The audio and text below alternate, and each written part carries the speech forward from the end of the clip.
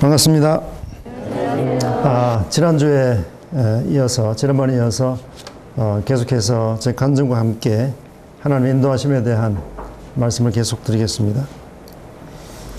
군 제대 이후에 이제 제가 3학년으로 복학을 하면서 자연스럽게 이제 춘천으로 가게 된 것입니다. 그때 마침 제가 제대하기 얼마 전에 바로 춘천교회가 개척이 되어서 성도님들이 이제 예배로 모이고 계셨는데, 그 당시에 세 가정이 춘천교회에 멤버들로 계셨습니다. 그때 그 세 가정이 이제 비록 작은 숫자였지만 그 세 가정이 함께 교제하면서 그분들이 하셨던 얘기가 다리 셋 달린 의자는 절대로 무너지지 않는다 라는 그 얘기를 하셨던 것이 지금도 기억이 납니다. 그때 그 세 가정이 주축이 된 그 춘천교회가 참 훌륭하게 쓰임 받았습니다. 많은 군인들 또 학생들 해서 주님 역사하셨는데, 저는 아직 주님 믿은 지 얼마 되지 않은 그 기간이었지만 복학하면서 주일학교 또 학생회를 돕는 그런 일을 하게 된 것입니다. 찬송도 제대로 모르고 또 학생을 어떻게 가르쳐야 될지도 모르는 상황 속에서 제 마음 속에 가지고 있는 생각은 어떻게 하면 내가 이 학생들을 주님의 사랑으로 사랑할 수 있을까, 또 어떻게 이 학생들에게 내가 복음을 전할 수 있을까, 그런 열망만 있었지 구체적인 훈련이 되지 못한 상황이었습니다. 그러다 보니까 전국적으로 주교사 캠프라든지 또 학생들 교사들을 위한 세미나 이런 데서는 하여튼 아무리 먼 거리라도 다니면서 배우고, 또 어떻게 저분들은 주일학교를 운영하는지, 어떻게 저분들은 학생들을 상담하고 또 학생들에게 좋은 교훈을 주는지에 대해서 그런 세미나는 열심히 쫓아다니는 기억이 납니다. 돌이켜보면 저는 이 주일학교 이 사역을 통해서 하나님께서 저에게 많은 훈련을 시키신 것으로 기억이 됩니다. 왜냐하면 이 주일학생들 사역은 아주 교사들이 쉬운 말로 해야 됩니다. 쉬운 말로, 그리고 풀어서 그 아이들이 충분히 이해할 수 있도록 해야 되는데, 이 주일학교 사역을 하면서 저는 하나님 말씀을 어떻게 쉽게 풀어서 이 아이들에게 전달해 줄 수 있을 것인가에 대한 그런 구체적인 훈련을 받게 되는 것이고, 또 그때 제가 주일학교 교사들 세미나를 참석하면서 받았던 특별한 하나의 감동이라면 바로 이 큐티에 대한 훈련이었습니다.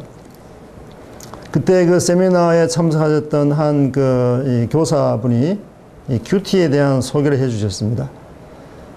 물론 그 전까지만 해도 간헐적으로 하루가 시작될 때 하나님 말씀을 펴서 읽고 묵상하고 적용하는 이 기본적인 사항은 듣고 있었지만, 구체적으로 이것이 훈련이 되지 못한 상태이기 때문에 그냥 막연히 일어나서 성경 보고 그냥 좀 묵상하다가 끝나는 그런 시간이었는데, 이 큐티를 통해서 어떻게 하나님 말씀이 구체적으로 내 삶 가운데서 적용이 되는가, 그리고 그것이 내 삶 가운데 어떻게 실생활 속에서 말씀이 실천되는가에 대한 구체적인 그런 가르침 받으면서 그것이 저의 신앙을 한 단계 이렇게 키워주는 아주 중요한 역할을 했다고 생각을 합니다. 그때 저는 이 큐티에 대한 훈련을 하면서 그때 제 마음에 가졌던 생각이 바로 이것이 유대인들이 자녀 교육을 할 때 하는 방법이 아니었을까. 아마 우리 시청자 여러분들께서도 들으셨겠지만 유대인들은 그 자녀들을 가르칠 때 고기를 잡아주는 것이 아니라 고기 잡는 방법을 가르친다고 그러지 않습니까?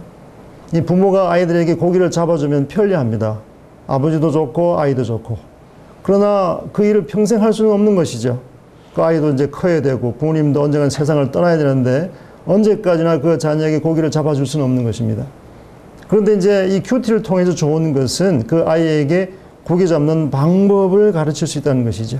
스스로 말씀을 펴서 읽고 묵상하고 적용하는. 그래서 저는 그때 큐티에 대한 공부를 들으면서 이게 바로 고기 잡는 방법이구나 라는 사실을 깨닫게 된 것이죠. 그것이 주일학교 교사를 하면서 또 학생의 교사하면서 제 마음에 깊이 새겼던 교훈. 그래서 학생들에게 큐티를 가르치고 같이 나누고, 그래서 때때로는 아직 신앙이 깊지 않은 그런 학생들이 의외로 그의 입술에서 말씀을 받고 나누는 간증을 들을 때 하나님이 얼마나 이 학생들 속에도 역사하는가를 볼 수 있었던 계기가 된 것입니다. 그렇게 이제 춘천에서 대학 생활을 마치고 이제 직장 생활을 하게 됐습니다. 직장 생활을 제가 서울로 가게 되면서 이제 서대문 교회로 가게 됐습니다. 이제 이 직장 생활을 시작하면서 제 마음에 가졌던 또 하나의 이제 기도 제목이 바로 이 결혼에 대한 기도 제목이었습니다. 그 당시에 벌써 나이가 이제 28을 넘어가고 있었기 때문에 주위에서 많은 분들이 결혼에 대한 권면과 또 결혼에 대한 말씀을 하셨지만 여전히 제 마음 가운데에는 이 결혼 문제는 남의 문제처럼 여겨졌습니다. 나이는 28을 넘어섰지만 전혀 결혼 준비가 되어 있지 못한 제 자신을 보았기 때문입니다. 그래도 어느 날 문득 제 나이를 생각하게 됐습니다. 28이라는 나이, 또 주위의 친구들은 결혼을 하고 또 그 친구들 결혼식에 참석하면서 이제 제 나이가 더 이상 20대 초가 아니라는 사실과 이제는 나도 결혼을 구체적으로 준비해야 된다고 하는 사실을 깨닫게 된 것이죠. 그러면서 이제 제가 제대하기 직전에 어떤 교회 그 선배님으로부터 결혼 간증을 듣게 된 것이 제 마음에 그때까지 남아 있었는데, 그분께서 이 신혼여행 갔다 오셔서 그 성도들 앞에서 본인의 결혼 간증을 하셨습니다. 그분이 결혼 간증하시면서 당신이 이제 결혼하기 전에 가졌던 3가지 기도 제목이 있었노라고 말씀하시면서 그 3가지 기도 제목을 그때 말씀하셨습니다. 그 3가지 기도 제목이 뭐였냐면, 첫째는 뭐냐면 믿음 안에 분명한 구원의 확신이 있는 사람이어야 된다고 하는 사실입니다. 이것은 우리가 양보할 수 없는 교훈이죠. 성경에 분명히 믿지 않는 자와는 멍에를 같이 하지 말라고 말씀하셨기 때문에 분명히 이것은 결혼에 대한 하나님의 중대한 하나의 가르침입니다. 그래서 그 분이 이제 그런 결혼 간증하시면서 자기는 배우자를 위한 첫 번째 조건이 한 믿음 안에서 분명한 구원의 확신을 한 그런 사람이어야 된다고 하는 이 사실을 첫 번째로 말씀해 주셨습니다. 그 다음에 두 번째로 그분이 하셨던 결혼에 대한 기도 제목 두 번째는 뭐냐면, 섬기는 방향이 같아야 된다고 하는 사실입니다. 은사는 다를 수 있고 성격과 기질은 다를 수 있지만 그러나 섬기는 방향이 같아야 된다. 만약에 섬기는 방향이 같지 않다면 한 사람은 동쪽으로 한 사람은 서쪽으로 이런 참 우스꽝스러운 일이 생길 수밖에 없다는 것이죠. 그래서 비록 섬기는 은사가 다르고 또 어떤 기질 성격은 다를지라도 섬기는 방향만 같다면 그것은 충분히 문제가 되지 않는다는 사실을 말씀해 주셨습니다. 그 다음에 이제 세 번째로 이제 결혼에 대한 간증하시면서 세 번째가 뭐였냐면은 아무 말이 없어도 좋은 이성 친구. 이 세 번째 기도 제목을 저한테 그때 말씀하셨는데, 아무 말이 없어도 두 사람이 특별히 어떤 대화가 없어도 그냥 있으면 좋은 이성 친구. 그 3가지 기도 제목을 그때 제가 군 제대할 무렵에 어떤 분이 결혼 간증을 말씀하셨는데, 그것이 제 결혼을 위한 기도 제목에도 중대한 영향을 미쳤다고 볼 수 있습니다. 그래서 저도 이 결혼에 대한 이제 준비를 하면서 이 3가지 기도 제목이 제 마음에 깊이 이제 마음을 자리 잡고 있었던 것이죠. 이와 아울러서 제가 또 2가지 기도 제목 가진 것이 있었는데, 그것은 뭐냐면, 첫 번째는 제가 이 교회에서 주일학교 교사를 하면서 느낀 것은 그 교회 안에서 가장 영적으로 살아있는 사람이 바로 주일학교 교사였다는 사실을 보게 된 것입니다. 물론 교회 안에 영적으로 탁월한 분들이 많이 계시지만 이 주교사들은 영적으로 상당히 아주 그 살아있는 그런 상태로 있는 걸 보게 된 것입니다. 그 이유가 무엇일까를 보니까 이 일반적으로는 평범한 성도들은 그냥 와서 말씀을 받고 그저 수동적으로 교회 생활을 하지만, 이 주교사들은 비록 그가 영성은 깊지 않고 신앙생활은 오래되지 않았지만 누구에겐가 무엇인가를 줘야 된다고 하는 이치에 있는 사람들이죠. 그래서 제가 교회에서 신앙생활 하는 가운데 주교사 일을 하면서 주일학교 교사들이 상당히 영적으로 살아있다는 사실을, 무엇인가를 줘야 되고 누구를 도와야 되고 인도해야 되고 그런 모습 보면서 제 마음에 가졌던 기도 제목 2가지. 첫 번째는 주교사면 좋겠다. 교회에서 주일학교 교사를 하는 자매면 좋겠다. 그리고 또 한 가지는 오랜 동안 제 마음에 있었던 이 주님의 이 사역을 위해서 준비하고 있는 자매면 좋겠다. 이 2가지 기도 제목이 제가 이제 앞서 말씀드렸던 3가지 기도 제목과 함께 2가지가 제 마음에 가졌던 소원이었습니다. 그때 이제 이런 나이도 들고 하면서 주위에 있는 많은 분들이 저에게 이제 많은 후보들을 저에게 소개해 주셨습니다. 그러나 그분들을 제가 만날 때 저는 분명한 이 기도 제목이 있었기 때문에 그 기도 제목을 생각하면서 그분들과 만나면서 이제 시간을 가졌는데 하나님께서 바로 이 제가 가졌던 그 두 가지 큰 기도 제목들, 주교사와 함께 사역을 위해서 준비하고 있는 이런 마음을 가진 바로 지금의 현재 제 아내를 만나게 된 것입니다.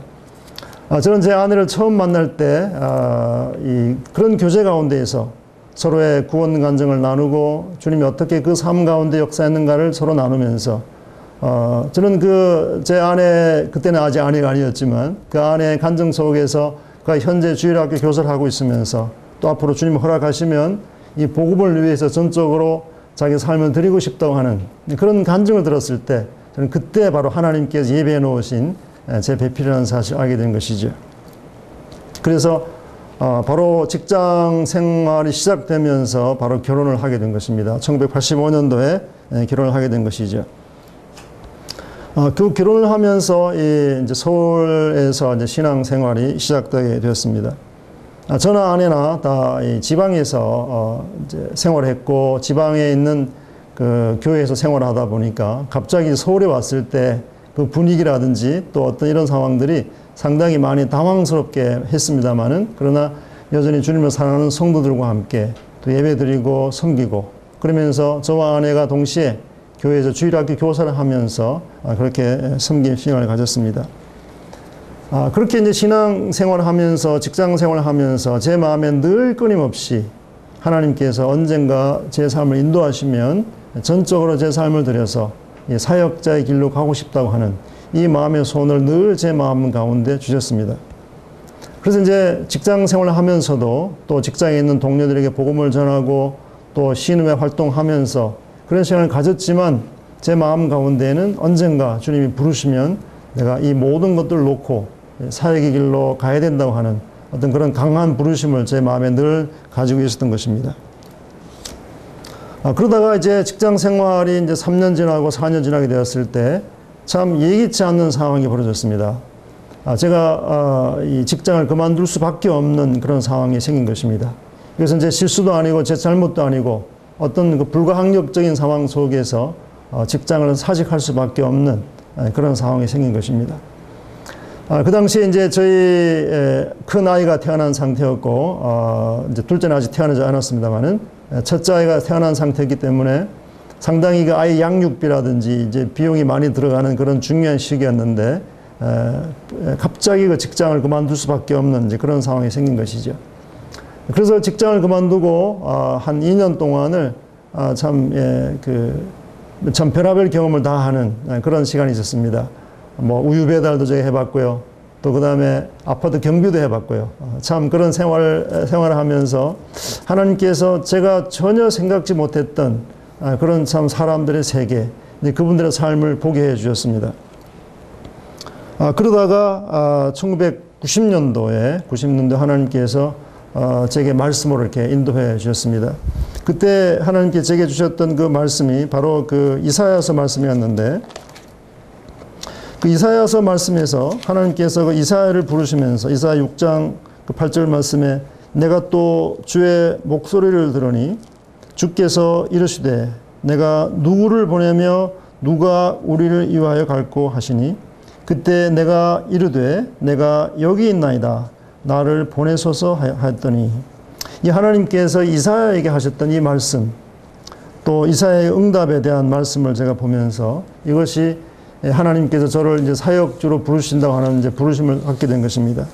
사실 초기에 이 말씀을 제가 그 집회 가운데 어떤 분이 말씀하신 거 들을 때 하나님의 음성인 것을 감지는 했지만 그러나 구체적인 결정을 내리지는 못한 상태에 있었습니다. 그 참 놀라운 것은 제가 이 말씀 앞에 섰을 때 또 말씀을 생각하면서 아직은 아니다, 아직은 내가 때가 아니다라고 얘기했지만 또 이어지는 다른 교회, 제가 이 다른 교회 특별 집회에 참석했을 때 그 집회에 참석했던 어떤 강사분이 또 이 말씀을 또 하시면서 이사야의 부르심에 대한 말씀을 다시 한번 저에게 말씀해 주셨습니다. 그러면서 이제 제 마음 가운데 기도 제목이 생긴 것은 하나님께서 구체적으로 인도해 주시면 이제 순종하겠습니다라고 하는 이런 결단을 갖게 된 것입니다. 그리고 이어서 이제 제가 섬겼던 그 서대문 교회에서 기도 가운데 하나님 허락하시면 이 말씀을 다시 한번 저에게 주시면 제가 순종하겠습니다라는 참 그런 은밀한 기도를 드리는 중에 하나님께서 강단 메시지를 통해서 전혀 예기치 못했던 바로 이 동일한 말씀을 또 한번 주셔서 이제는 더 이상 이 말씀 앞에 제가 불순종할 수는 없다고 하는 이 사실을 깨닫고, 그때 마침 이제 대구 지역에서 대구 남부 교회가 개척되면서 이제 제가 풀타임 사역자로 이제 같이 이제 동행을 하게 된 것입니다. 그때가 이제 1990년도였습니다. 그때 이제 저희 큰 아이는 3살이었고 둘째 아이는 도를 지난 그런 상태로 사실은 전혀 연고지도 없는 대구로 저희 가정이 내려가게 된 것입니다. 그때 제 나이가 만 33살이었습니다. 참 지금 생각해 보면 하룻강아지 법무스인 줄 모르는 그런 상황 속에서 30대 초반 그 새파란 나이로 아이들과 또 우리 제 아내와 함께 연고도 없는, 전혀 참 아는 분도 없고 전혀 저는 생소한, 한 번도 가본 적이 없는 그 대구로 가게 된 것입니다. 그 대구 남부교회에서 제가 주님 섬기면서 참 많은 교훈을 받게 됐습니다. 아직 경험도 미천하고 또 어떤 사역에 어떤 경험이 전혀 없는 저에게는 참 힘든 시간이었지만, 그러나 그곳에 참 귀한 많은 동역자들을 만나게 해주셨습니다. 참 하나님 예배에 오신 많은 동역자들, 복음을 사랑하고 주님을 사랑하고 참 교회를 사랑하는 그런 동역자를 통해서 저도 배우면서 또 같이 배워가면서 그렇게 시간을 보냈던 것이죠. 그 대구 남부교회에서 제가 총 10년 동안을 거기서 주님을 섬겼는데, 그 10년 동안 섬기면서 동시에 이제 어린이 캠프를 같이 하게 된 것입니다. 어린이 캠프를 한 10년 대구 남부로 가면서 이제 동시에 시작된 어린이 캠프입니다. 어린이 캠프 사역을 10년 정도를 하면서 이 어린이들의 어떤 그 복음과 또 그 아이들의 양육의 문제와 함께 또 저의 사역의 문제와 함께 같이 이렇게 교훈받는 그런 시간이 있었던 것입니다. 저는 대구 남부 교회에서의 10년의 기간은 제 삶에 참 소중한 기간이었습니다. 제 30대가 거기서 다 보낸 것이죠. 전 돌이켜보면 제 30대를 하나님을 위해서 온전히 드릴 수 있었던 것이 제 가운데 얼마나 큰 축복이었는지. 아마 하나님께서 제 생애를 다시 시작하셔서 너의 30대를 어떻게 보내고 싶냐라고 물었을 때, 하나님, 저는 제가 똑같이 대구 남부에서의 생활처럼 30대를 그대로 보내고 싶습니다 라고 말씀드릴 수 있습니다. 최근에 저는 한국에 방문하면서 전국 교회의 숫자가 여전히 고정되어 있고, 특별히 젊은 사역자들이 지원하지 않는 이런 모습을 많이 보게 됩니다. 여전히 현직에 계시는 분들은 고령에 계신 분들이고, 30대, 40대 우리 청년 형제자매들은 어떤 사역에 대한 꿈이나 또 비전도 없는 상태에서 더 이상 교회가 개척되지 않는 소식을 듣습니다. 그러나 제 삶을 돌이켜 볼 때 제 아주 혈기왕성했던 그 30대를 하나님을 위해서 쓸 수 있었던 것이 얼마나 저에게는 큰 축복이었는지. 물론 때로는 참 힘들고 어려운 과정이 있었지만, 그러나 베드로가 그런 그 배 안에 있을 때 우리 주님께서 그 무리를 걸어오실 때 베드로가 그랬잖아요. 나도 걸을 수 있게 해달라고. 그리고 예수님께서 그 베드로를 오라고 하셨을 때 그 베드로는 그 배에서 내려서 걸었죠. 아마 우리 인류 역사상 가운데 예수님 말고 무리를 걸었던 사람은 베드로밖에 없었을 것입니다. 그것은 그 베드로가 그 예수님의 온전하심을 믿고 예수님의 그 말씀을 순종했기 때문이었죠. 그래서 저도 이렇게 돌이켜보면 그 30대 시절에 마치 배 위를 걷는 것 같은 그런 경험을 할 수 있었던 하나님의 살아계심과 복음의 위대성과, 그리고 전혀 복음에 대해서 문을 닫고 지내던 사람이 그 복음을 알고 변화되는 이런 모습을 보면서 생생하게 말씀이 얼마나 놀라운가를 깨닫게 된 것입니다. 그리고 아울러서 이제 사도행전에 보시면 이 베드로가 이 고넬료 가정을 방문해서 복음을 전하실 때 거기 보면은 그런 말씀이 나오죠. 성령이 말씀 듣는 자 가운데 내려오시니. 여러분, 성령께서는 눈에 보이지 않는 분이시지 않습니까? 성령은 영이시고 또 그분은 하나님이시기 때문에 보이지 않는 분입니다. 그런데 분명히 그 사도행전에 보시면 성령이 말씀 듣는 자 가운데 내려오셨다고 말씀하고 있습니다. 그 말씀을 가만히 보시면 베드로는 성령께서 그 사람 가운데 임재하고 있는 사실을 마치 눈으로 보는 것처럼 얘기하고 있지 않습니까? 이것은 복음을 전하는 사람들만이 누릴 수 있는 특권이라는 사실을 알게 된 것이죠. 불과 5분 전까지만 해도 전혀 복음에 아주 문외한 사람이고 전혀 이 성령의 일에 대해서는 전혀 준비가 안 된 사람인데, 그러나 그분에게 하나님 말씀을 전파할 때 그분의 그 얼굴 표정이 싹 바뀌면서 조금 전까지 굳어있던 그 얼굴이 그 복음 앞에서 밝아지는 모습을 보면서 저는 성령께서 말씀 듣는 자 가운데 내려오신다고 하는 이 사실을 생생하게 실감할 수 있던 기간이었습니다. 그래서 대구에서의 10년이라는 이 기간은 제 삶에 얼마나 큰 축복이었는지 모릅니다.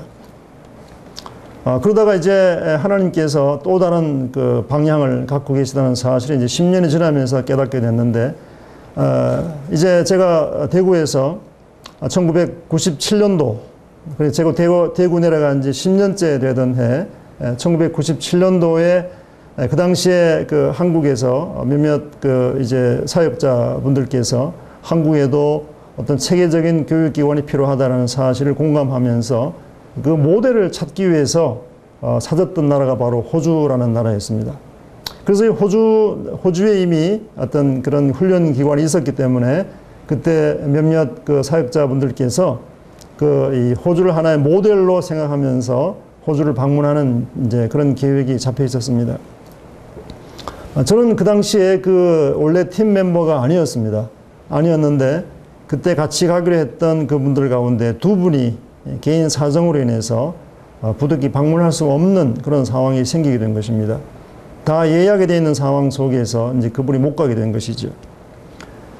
그런 상황 속에서 이제 호주 방문을 추진했던 이제 분으로부터 연락이 왔습니다. 호주를 방문해 보지 않겠느냐. 그 당시에 저는 전혀 경제적인 여력이나 또 어떤 상황 자체가 해외를 방문할 수 없는 이제 그런 상황인데, 그분의 어떤 호주 방문 제안을 받았을 때, 첫째 이제 제 반응은, 저는 아직 갈 수 없는 상황입니다 라고 얘기를 했지만, 하나님께서 그 이후에 비행기 비용이나 모든 것을 채워주셔서 하여튼 그분들과 함께 호주를 방문할 수 있는 그런 기회를 주셨습니다. 저는 뭐 전혀 준비가 되지 못한 상태에서 그냥 그분들이 가니까 따라가는 정도만 된 것이죠. 그때 저는 지금은 인천공항에서 비행기가 출발하지만 그 당시 김포공항에서 그 호주행 비행기, 호주에서 일주일, 뉴질랜드 일주일, 이렇게 2주간의 방문 계획이 잡혀 있었는데, 호주에서 그 일주일의 그 여행을 위해서 이제 김포공항에서 김해공항이죠. 김포공항에서 비행기를 타면서 그때 제가 트랩을 오르면서 그런 기도를 드렸던 기억이 납니다. 하나님은 절대로 어떤 일을 우연히 행하시거나 또는 어떤 의미 없이 행하시는 분이 아니고 반드시 목적을 가지고 행하시는데, 하나님 왜 저를 호주로 가게 해 주십니까? 호주에서 무엇을 보여주시려고 합니까? 그러면서 그때 기도 제목이 하나님께서 이번 일주일 동안의 호주 방문을 통해서 하나님께서 보여주고 싶은 걸 보여주십시오. 어떤 관광이나 또 어떤 유명한 것 보기보다도 하나님께서 이 호주 방문을 통해서 정말 제게 보여주고 싶은 것, 제가 그걸 보고 싶습니다 라는 기도를 드렸던 기억이 납니다. 그러면서 이제 제가 호주에서 이제 그 팀들과 함께 일주일을 보내면서 이제 여러 호주에 앞서 있는 이제 여러 선교기관들, 또 교회들, 또 학교들, 이런 단체를 보게 된 것이죠.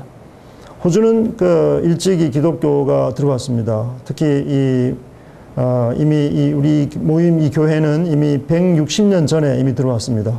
한국보다도 100년이 앞서 있습니다.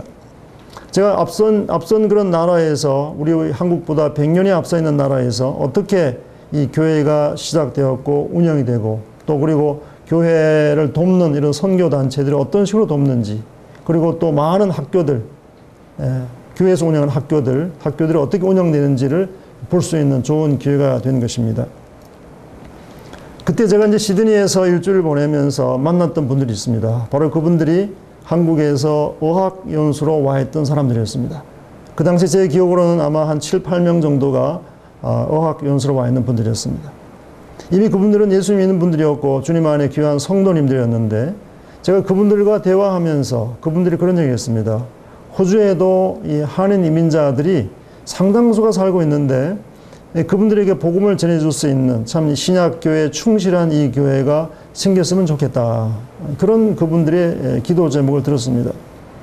그 당시 제 나이가 이제 40살이었기 때문에 그분들의 그 제안을 들을 때 제 마음 생각은 그래, 누군가 좀 더 젊은 사람이, 그리고 호주라는 나라가 영어를 쓰는 나라이기 때문에 좀 더 영어를 능숙하게 할 수 있는 그런 젊은 일꾼이 오면 참 좋겠다라는 생각을 하게 된 것입니다. 그분들과 많은 대화를 통해서 여전히 이민자들의 삶이 어떤 것인지를 보게 된 것입니다. 지금도 많은 한국 분들이 이민을 가고 싶어 하는 분들이 많습니다. 제가 얼마 전에 그 한국 신문 통계를 보니까 한국 그 40대 남자의 거의 절반 정도가 이민을 가고 싶어 하는 그런 통계를 봤습니다. 삶이 너무 힘들어서 아마 그런 생각을 했겠죠. 자녀 양육 문제, 또 경제적인 상황들, 이런 상황들이 있으니까 아마 해외로 가고 싶은 이런 마음이 생기는 것 같습니다. 그래서 이제 이민자들의 그 삶을 보면서 많은 분들이 이민을 꿈꾸지만 사실 그 이민의 삶은 그렇게 녹록하지가 않는 것입니다. 왜냐하면은 일단 언어적인 문제가 가장 큰 장벽입니다. 언어는 사실은 그 나라에서 삶의 가장 기본이 되는 문제인데 한국에서 참 부유한 삶을 살다가 이민을 온 사람들이 언어가 통하지 않으니까 겪는 많은 문제들, 그리고 자녀들의 어떤 이 정체성의 문제, 나는 호주 사람이냐 한국 사람이냐 이런 문제들, 이런 다양한 문제들이 이민자들의 삶 속에 있는 걸 보게 되고, 또 그래서 그 이민자들을 위한 그 신약의 교회의 원리에 충실한 그런 이 교회에 대해서 그분들이 기도하고 있는 소식을 들었습니다. 들으면서도 여전히 제 마음 가운데는 그것은 여전히 남의 문제였고 그냥 저는 기도 제목으로만 생각하게 된 것입니다. 그러다가 이제 방문을 마치고 호주로 들어오게 되었고, 그 이듬해 이제 1998년도에 한국에 있는 그리스도인 훈련원에 제가 일기생으로 들어가게 된 것입니다. 호주에서 그런 이미 앞서 있는 이제 이 교회와 또 여러 선교단체의 활동들, 그리고 다양한 이 크리스찬 문화를 보면서 일단은 제가 먼저 배워야겠다고 하는 이런 이제 마음의 소원이 있었기 때문에 그리스도인 훈련 일기생으로 들어가게 됐는데, 그때 일기생 들어가면서 당시에 많은 강사분들 가운데 호주에서 사역하시는 많은 그 분들이 오셨습니다. 그분들이 오셔서 강의도 하시면서 또 여러 가지 간증도 하시면서, 또 그분이 하셨던 많은 분들이 하셨던 그 내용이 뭐냐면, 호주에 한인 이민자들이 많이 살고 있는데 누군가가 와서 이 한인 이민자들을 위한 사역을 감당했으면 좋겠다라고 하는 이런 내용들을 그 호주에서 오시는 많은 강사분들이 얘기를 하셨습니다. 그래도 저는 그게 여전히 남의 문제였고 저에게는 전혀 해당 사항이 없는 문제로, 왜냐하면 이미 40이 넘는 상태였고, 또 40이 넘는 상태에서 다른 나라에 가서 또 낯선 언어를 배우고 낯선 문화에 적응한다는 것 자체가 전혀 저에게는 감당할 수 없는 문제라고 생각되었기 때문에 제 개인적인 문제는 아니라고 생각하게 된 것입니다.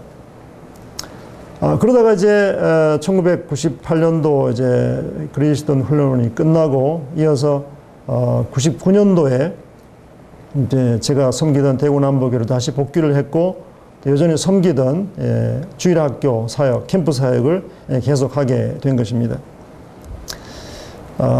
이제 1999년도 12월 말일입니다. 말일과 이제 그 신년 이어지는 캠프였는데, 그때 캠프, 어린이 캠프의 주제가 바로 그 아브라함의 믿음에 대한, 아브라함의 삶에 대한 그런 주제가 그 주일학교 캠프의 그 큰 주제였습니다.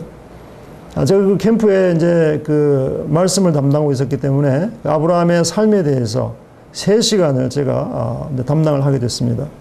아브라함이 그 하나님께로 받았던 부르심과, 또 아브라함이 믿음으로 살았던 삶과, 또 아브라함이 받았던 그 시험의 문제, 자녀를 번제로 드리라고 하는 그 앞에 어떻게 순종했는가에 대한 그 3가지 큰 제목으로 제가 말씀을 담당하고 있었는데, 그때 이제 제가 말씀 첫 시간에 바로 폈던 말씀이 창세기 12장 1절의 말씀이었습니다. 여호와께서 아브라함에게 이르시되 너는 너의 고향과 친척과 아버지의 집을 떠나 내가 네게 보여줄 땅으로 가라. 내가 너로 큰 민족을 이루고 내게 복을 주어 내 이름을 창대하게 하리니 너는 복이 될지라. 너를 축복하는 자에게는 내가 복을 내리고 너를 저주하는 자에게는 내가 저주하리니 땅의 모든 족속이 너로 말미암아 복을 얻을 것이라 하신지라. 이 아브라함이 여호와의 말씀을 따라갔고, 이 창세기 12장 1절의 말씀을 통해서 하나님께서 아브라함을 부르시는 이 장면을 보게 된 것입니다. 창세기 12장이 부르면 사실 첫 부르심은 아닙니다. 사도행전에 보면 아브라함이 이 갈대 우르에 살 때 하나님께서 그에게 나타나셔서 말씀을 하셨고, 또 이제 여기 창세기 12장은 그 부르심을 받은 아브라함 일행이 이 하란 지방에 있을 때 또다시 불렀던 말씀입니다. 제가 이 창세기 12장을 통해서 하나님께서 아브라함을 부르시는 이 말씀을 아이들에게 얘기하면서 제가 그때 그 아이들에게 이런 얘기를 했습니다. 하나님께서 아브라함처럼 여러분을 부르신다면 고향과 친척과 아버지 집을 떠나서 하나님이 부르시는 곳으로, 보여줄 땅으로 갔던 것처럼, 아브라함이 갔던 것처럼 여러분 중에서도 하나님이 여러분을 부르시면 고향 또는 친척 또는 아버지 집을 떠나서 가야 되는 상황이 생길 텐데, 하나님이 여러분을 부르신다면 하나님이 아브라함이 순종했던 것처럼 여러분도 순종해야 됩니다. 라는 사실을 이제 아이들한테 이제 말씀을 전하고 있는데, 그때 문득 제 마음에 한 질문. 너는 순종하고 있느냐? 저는 그때 말씀을 전하는 중에 얼마나 제가 충격을 받았는지 모릅니다. 마치 옆에 서서 누가 얘기하는 것처럼, 지금 너가 아이들한테 하나님 부르시면 이 고향, 친척, 아버지 집을 떠나서 하나님이 보여줄 땅으로 가라고 했을 때 순종하라고 얘기하는 너는 순종하고 있느냐? 라는 이런 아주 강력한 하나의 이제 부르심을 갖게 된 것이죠. 제가 그래서 이 3박 4일 동안 어린이 캠프를 같이 진행하면서 얼마나 혼돈 가운데 있었는지 모릅니다. 이것이 하나님의 부르심일까? 또 한편은 아니야. 이건 나를 향한 부르심이 아니라 그냥 아브라함의 부르심에 불과한 거야. 이 두 문제 때문에 캠프 3박 4일 내내 제 마음 가운데는 이제 이런 투쟁이 있었던 것이죠. 하나님의 부르심인 것 같기도 하고 아닌 것 같기도 하고, 또 한편으로는 그냥 이것은 아브라함에 대한 부르심이지 나는 아니라고 하는 이런 갈등 속에서 참 힘든 그 3박 4일을 보냈습니다. 그러면서 여전히 제 마음 가운데에는 이거는 나를 향한 부르심은 아니다. 이건 아브라함에 대한 부르심이지 나를 향한 부르심은 아니라고 하는 쪽으로 이제 결론을 내린 것이죠. 그러면서 이 말씀을 의도적으로 제가 제 삶 가운데 밀어내기 시작했습니다. 이것은 아니다. 이건 아니다. 왜냐하면 그 당시에 대구 남부에서의 사역도 안정되고 있었고, 상당히 아주 교회 분위기나 또 이 모든 상황들이 아주 좋은 상태에 있었기 때문에 제가 섬기던 이 교회를 떠나서, 더군다나 고향, 친척, 아버지 집을 떠난다는 사실은 어떻게 보면 이게 해외에 대한 말씀이지 않습니까? 그래서 이 말씀을 받아들이기에 너무나 이제 힘든 이제 상황이 되게 있었던 것이죠. 교회는 편한 상태에 있었고, 청년들은 이제 장성해서 결혼하게 되고, 가정이 생기게 되고, 아주 이런 좋은 분위기 속에서 제가 이 말씀 앞에 순종한다는 것은 참 힘든 그런 생활이었습니다. 이런 생활 속에서 하나님이 어떻게 저를 호주로 인도하셨는가에 대한 부분을 이어서 다음 시간에 말씀을 드리도록 하겠습니다. 감사합니다.